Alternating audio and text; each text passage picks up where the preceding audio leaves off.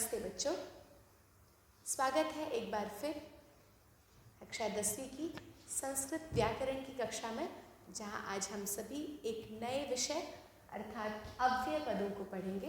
अव्यय पद एवं उपपद विभक्ति दोनों एक ही नाम है। जानेंगे कि अव्यय क्या होते हैं और उनका प्रयोग कैसे और कहाँ किया जाता है। अव्ययों को पढ़ना शुरू करें उससे पहले आइए एक बार समझा दूं कि अव्यय कहते किसे हैं। वैसे हम सभी जानते हैं कि अव्यय अर्थात जिनमें कभी परिवर्तन नहीं होता, परंतु फिर भी व्याकरण शास्त्र की दृष्टि में एक श्लोक के माध्यम से अव्ययों को समझने का प्रयास करते हैं। अव्यय का अगर हम ये समस्त पद है, अगर इसको समास विच्छेद करें तो क्या बनता है? न व्ययम इति अव्ययम, अर्थात जो कभी व्यय नहीं होता, जो कभी घटता या बढ़ता नहीं है, वो अव्यय है। जैसे किम, यथा, कुत्र, कदा, ये सब शब्द आपने देखा होगा कि अगर हम पूछते हैं कि वे कहाँ हैं, तभी भी हम ते कुत्र संति लगाते हैं, और अगर हम पूछते हैं वह कहाँ है तो भी सह कुत्र अस्ति लगाते हैं। तो ये जो कुत्र शब्द है ये कभी भी किसी भी वचन में नहीं बदलता। अब इसको इस श्लोक के माध्यम से समझ लेते हैं। सदृशं त्रिषु लिंगेषु सर्वासु च विभक्तिषु वचनेषु च सर्वेषु यन्न व्येति तदव्ययम्। सदृशं त्रिषु लिंगेषु, त्रिषु लिंगेषु, इतना तो हम संस्कृत को जान ही चुके हैं कि हम विभक्ति इससे पहचान लेंगे। त्रिषु लिंगेषु में कौन सी विभक्ति हुई है? जी हाँ, सप्तमी का बहुवचन रामेषु।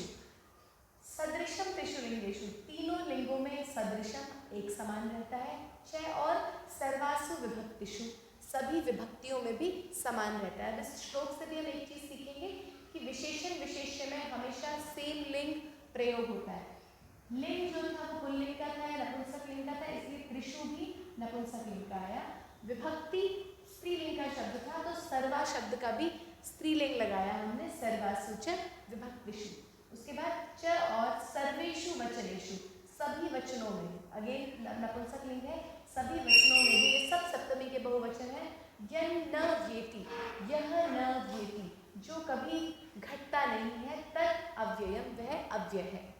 अब जानेंगे कि अव्यय कैसे कैसे होते हैं, कौन कौन से शब्द जो है वो अव्ययों में माने जाते हैं। तो सबसे पहले तो मैंने बता दिया जो कभी भी जिनमें कोई परिवर्तन नहीं आता, जैसे किम, यथा, कुत्र और कदा। उसके बाद त्वा, तुमुन, ल्यप और तसिल, ये चार प्रत्यय जिन शब्दों के साथ जुड़ जाते हैं वो शब्द भी अव्यय कहलाते हैं, क्योंकि ये शब्द, ये प्रत्यय अव्यय हैं। इनका कोई भी रूप नहीं चलता। बाकी कुछ प्रत्ययों के जैसे रूप और वचन के हिसाब से, वचन और लिंग के हिसाब से उनमें परिवर्तन आता है, बट इन चार प्रत्ययों में कभी भी परिवर्तन नहीं आता। इसलिए जिन शब्दों के साथ ये प्रत्यय लग जाते हैं वो शब्द उस समय के लिए अव्यय कहलाते हैं। जैसे त्वा लगा के हमने पठित्वा बनाया, तो वे पढ़कर जाती हैं तो भी ते पठित्वा गच्छन्ति, और वह पढ़कर जाता है तो भी सह पठित्वा गच्छति। ना लिंग के कारण चेंज हुआ, ना वचन के कारण चेंज हुआ पठित्वा शब्द। ऐसे ही तुमुन का है पठितो, पढ़ने के लिए।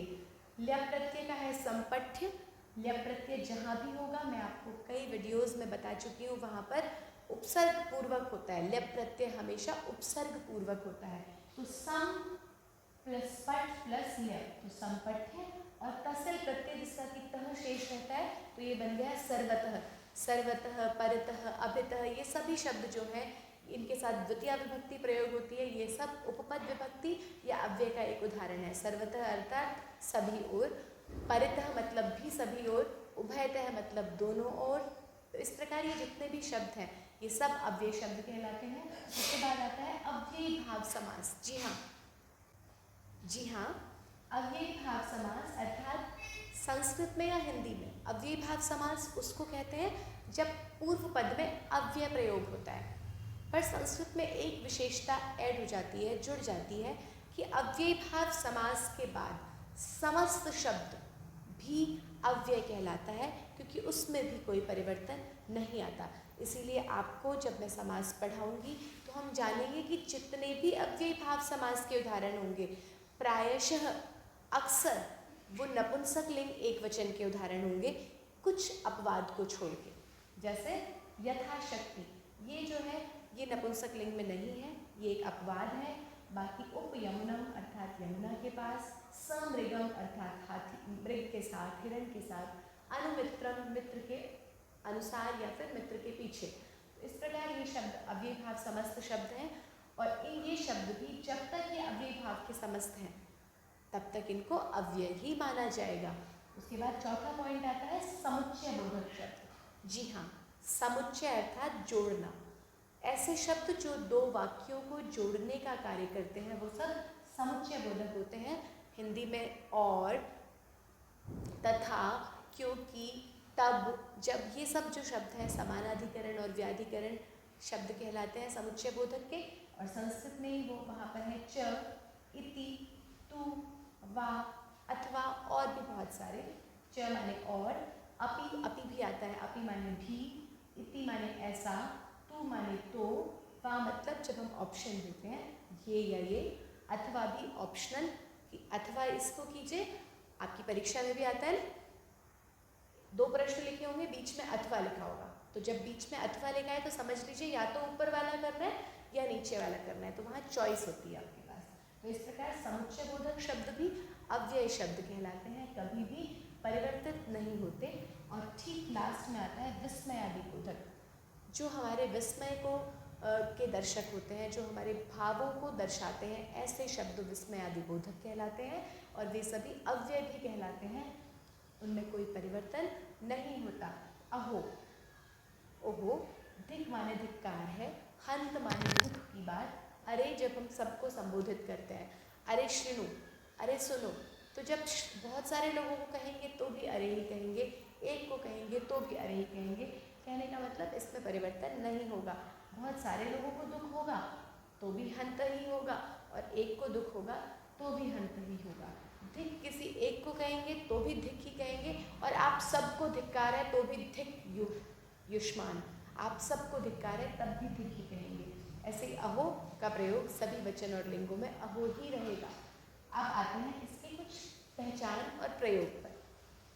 प्रयोग की बात करें तो हमारे जो पाठ्यक्रम में अव्यय लगे हैं, मैं वीडियो के साथ आपको उनका अर्थ सहित उनको संलग्न करूँगी, आप लोग उनको ध्यान से देखेंगे और जब सिर्फ अगर आपको अर्थ पता लग जाता है तो आप उनको प्रयोग भी अच्छे से कर पाएंगे। एक उदाहरण मैंने 3 प्रयोग किए हैं। रिक्त स्थान अहम, रिक्त स्थान पठितुम अत्र आगच्छम। यहाँ ध्यान देने वाली बात यह है कि एक ही वाक्य में एक से अधिक अव्यय भी आ सकते हैं। आगच्छम, बस आप ये देखेंगे लंग लकार है, तो यह माने बीता हुआ कल, श्वः माने आने वाला कल, अद्य माने आज, वर्तमान। इन 3 शब्दों का, इन 3 अव्ययों का प्रयोग हम क्रिया को देख के करेंगे। अगर क्रिया लंग लकार की है तो हम आंख बंद करके यह लगा देंगे। अगर क्रिया लृट लकार की है तो हम आंख बंद करके श्वः लगा देंगे। और अगर क्रिया वर्तमान की है तो अद्य लगा देंगे। तो यह माने कल बीते हुए, अहम मैं, एव ही, पठितुम पढ़ने के लिए, अत्र यहाँ पर, आगच्छम आया था। अब यहाँ पर पठितुम भी एक अव्यय शब्द है क्योंकि इसमें जो तुम प्रत्यय है ये अव्यय शब्द है, ठीक है। तो यहाँ एक ही शब्द में हमने देखा कि 3 अव्ययों का प्रयोग हुआ है। अब हम अर्थानुसार लगाएंगे। अगर मैं यहाँ लगाती अत्र अहम, यह पठितुम एव आगच्छम, तो भी गलत नहीं होता, परंतु हिंद्यार्थ जब हम करते तो क्या बनता, यहाँ मैं कल पढ़ने के लिए ही आया था। थोड़ा सा व्याकरण की दृष्टि से वाक्य का निर्माण उतना अच्छा नहीं होता। तो अगर मैं देखता हूँ कल मैं ही यहाँ पर पढ़ने के लिए आया था, तो वाक्य निर्माण अपने दृष्टि से सही करेंगे और अव्ययों का प्रयोग करेंगे। नेक्स्ट उदाहरण में एक और चीज समझेंगे। 2 वाक्य दिए, अश्व रिक्त स्थान धावती, शिशु रिक्त स्थान चलती। दोनों क्रियाएं हैं और क्रिया विशेषण शब्द दे दिए अव्ययों में। अभी जब मैं आपको आपकी पाठ्यक्रम के अव्यय बताऊंगी तो मैं बताऊंगी कौन से इसमें से क्रिया विशेषण है। अब जब इन क्रिया विशेषणों का प्रयोग यहाँ पर करना है तो क्या ध्यान देते हुए करना है। अब मैं लिख सकती हूँ अश्व शनैः धावति, शिशु तीव्रम चलति, पर हम यहाँ लॉजिक का प्रयोग करेंगे। भाई बच्चा है तो ऑटोमेटिकली धीरे चलेगा ना, तो शिशु शनैः चलति। और घोड़े को आपने कभी दौड़ते देखा है धीरे? नहीं ना, तो अश्व तीव्रम धावति। इस प्रकार से लॉजिक का प्रयोग करेंगे अव्यय का प्रयोग करते हुए। तीव्र माने तेज, शनि माने धीरे। ये दोनों ही अव्यय आपके पाठ्यक्रम में भी निहित है। उसके बाद आया सह आगमिष्यति। अब मैंने अभी क्या बोला था, आप क्रिया देख के प्रयोग किसका करेंगे, आगमिष्यति लृट लकार है, आएगा, तो कौन सा शब्द आना चाहिए, हाँ जी, श्वः, आने वाले कल, सह वह, आगमिष्यति आएगा। इस प्रकार हमने किस प्रकार अव्ययों का प्रयोग वाक्यों में करेंगे थोड़ा सा जाना। अब हम पाठ्यक्रम के अंतर्गत जो अव्यय लगे हैं उनका अर्थ जानेंगे और उनके प्रयोग की विधि अभ्यास से जान लेंगे। कुछ अव्यय पदों पर नज़र डाल लेते हैं। यूँ तो 400 से अधिक अव्यय शब्द संस्कृत व्याकरण एवं निरुक्त आदि ग्रंथों में पाए जाते हैं, लेकिन यहाँ हम सिर्फ उन अव्ययों की बात करेंगे जो या तो हमें वाक्य निर्माण में प्रयोग में काम आएंगे या फिर इनमें से ही कुछ हमारे पाठ्यक्रम में निहित है। तो आइए ध्यान दे लेते हैं। अपि अर्थात भी, चय अर्थात और, एव का अर्थ है ही। अब ये तीनों ही समुच्चय बोधक शब्द है। जब दो वाक्यों को जोड़ना हो या दो बातों को जोड़ना हो तो हम इनका प्रयोग करते हैं। इव अर्थात की तरह, किसी की किसी की कंपेयर करनी हो ना कि तुम्हारा मुख चांद के समान है, तो तव मुखम चंद्रमिव, चंद्र प्लस इव, चंद्र के समान है। ठीक है।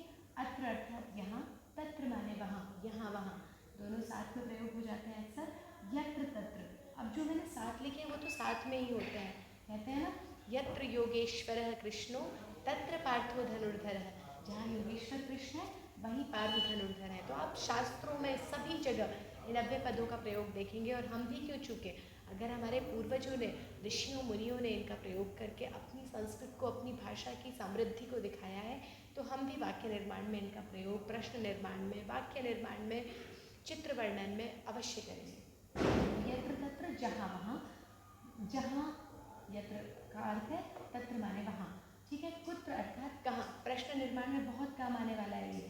कुतः, कहाँ से।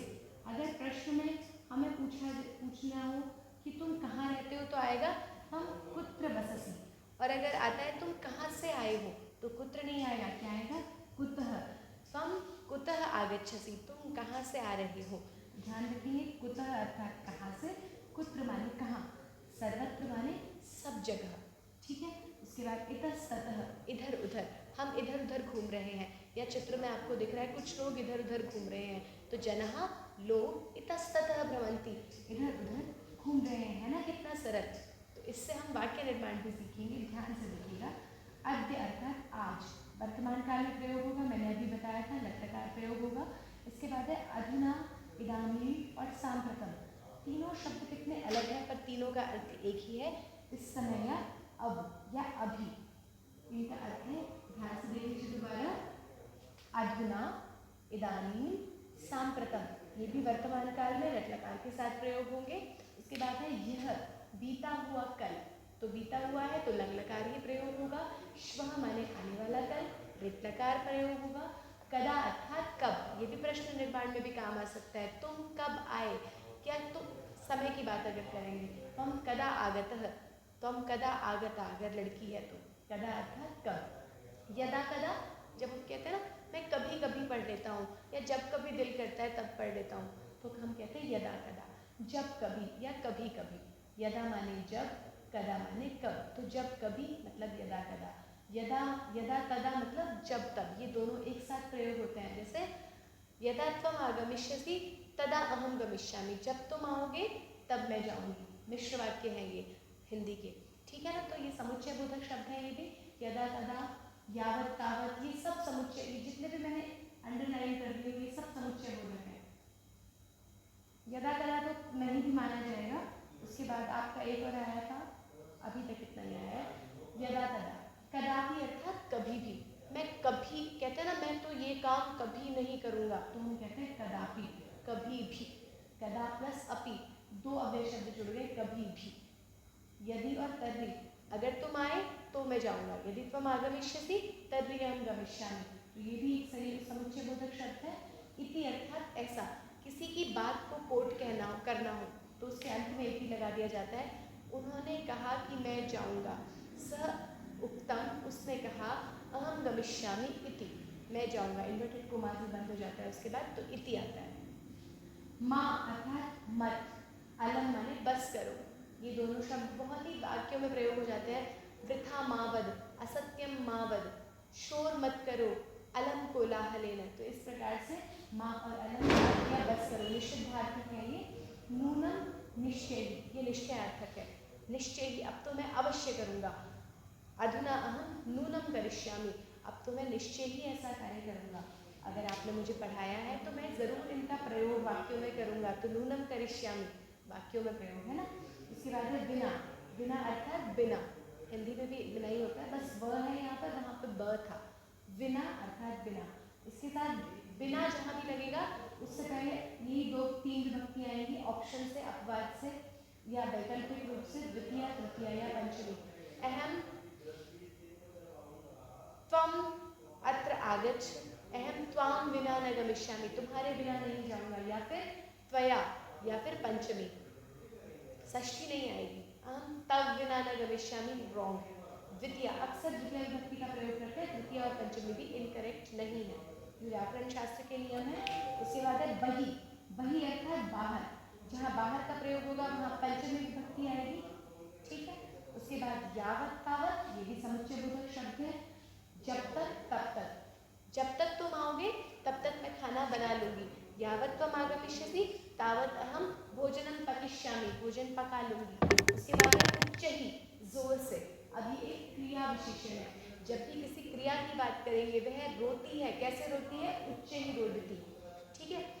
शनि शनि, धीरे धीरे, ये भी एक क्रिया विशेषण है। और अभी उसने दो सहसा, सहसा मतलब अचानक से, कहते हैं ना अचानक से वो आ गया, तो सहसा सह आगत, अचानक से वह आ गया। यत् माने कि, ये भी एक समुच्चय बोधक शब्द है। यत् कि, उसने कहा कि मैं तो पढ़ूंगा। तेन उत्तम या सह उत्तम यत् अहम पठिष्यामि, मैं पढ़ूंगा। किमर्थम अर्थात किस लिए। पुरा मतलब पुराने समय में, पहले बहुत प्राचीन समय की बात है। पुरा एवं भवति स्म, पहले ऐसा होता था।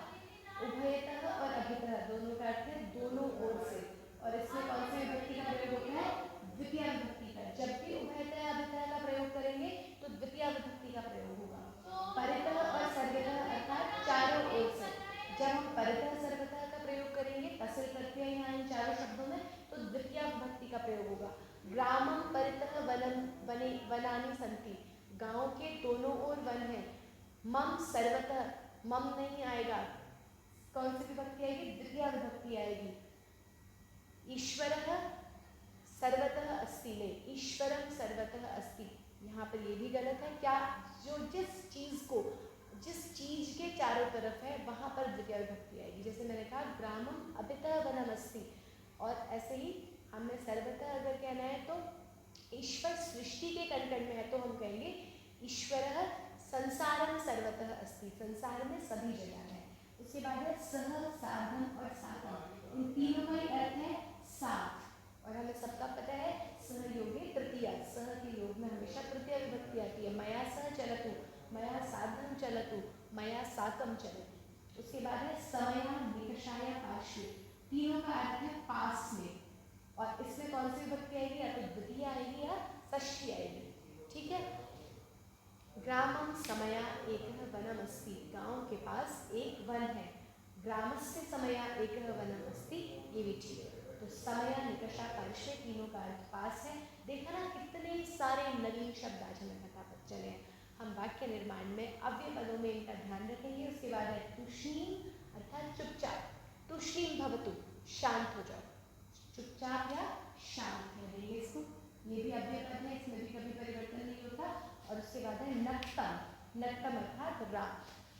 दिन, दिन को मैंने नहीं लिया क्योंकि दिन में आपने विभक्तियाँ देखी होंगी, बट अव्यय क्या कहता है कि विभक्तियाँ भी नहीं होती। तो नक्तम जो शब्द है रात के लिए प्रयोग होता है, इसमें कभी भी कोई भी विभक्ति वचन के हिसाब से परिवर्तन नहीं। जो कुछ मुख्य अव्यय जो 10वीं कक्षा के पाठ्यक्रम में निहित थे, हमने उनके अर्थों को जाना, उनमें प्रयोग होने वाली कुछ मुख्य विभक्तियों को जाना। इनका ध्यान रखेंगे और खूब सारा अभ्यास करेंगे। अपनी पुस्तकों में दिए हुए अव्यय एवं बाकी सभी व्याकरण के जितने भी विषय हैं उनका बार बार अभ्यास कीजिए और आप डेफिनेटली श्योरली इनको अच्छे से समझ पाएंगे। अग्रिम वीडियो में किसी नए विषय के साथ मिलेंगे। तब तक के लिए धन्यवाद। स्वस्थ रहिए, सुरक्षित रहिए, प्रसन्न रहिए, अभ्यास करते रहिए। अभ्यासवान भव, आपकी पुस्तक का नाम भी है ना, इसका अर्थ है अभ्यास वाले बनो, अभ्यासवान भव। नमस्ते, धन्यवाद।